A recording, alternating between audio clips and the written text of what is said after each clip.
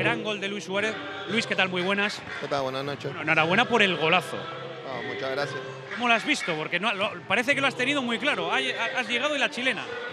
Bueno, siempre uno siendo delantero sabe que si la pelota está dentro del área no queda otro recurso que intentar hacer para pegarle al arco, ¿no? Y, ¿la has visto clara en el momento en el que llega? ¿Que era el mejor recurso en ese instante? Sí, en ese momento sí, porque la pelota venía en el aire y no me quedaba otra y bueno, uno siendo delantero tiene la noción más o menos dónde está el arco y bueno, por suerte sirvió para ayudar al equipo en la victoria. Después llega el gol que le das a Leo Messi, es la definición perfecta de lo que es el tridente, ¿no? Neymar, tu pase y el gol de Messi. Sí, bueno, creo que es una contra de una pelota de una buena presión que se hace, que creo que eso es virtud del equipo, que arranca Iván la jugada, que abre para Ney y bueno, hace el centro del segundo palo y Leo, conociéndonos, intuye de que la voy a tirar atrás y da el paso en el momento justo para hacer el 2-0.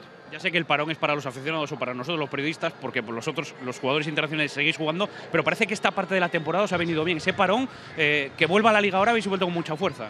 Sí, bueno, nosotros somos conscientes que los jugadores siempre estamos acostumbrados, que en el parón tenemos viajes largos con selección, partido, mucho desgaste, pero bueno, esto de estar 100% para los últimos partidos de Liga, lo que queda de Champions, final de Copa, es importante para el equipo. La última, que sé que llueve, la dedicatoria de Leo Messi con el gesto para los niños que luchan contra el cáncer. ¿Eso lo has llegado a ver? No lo vi, me acabo de enterar ahora por vos y bueno, es una demostración más de la humildad de Leo.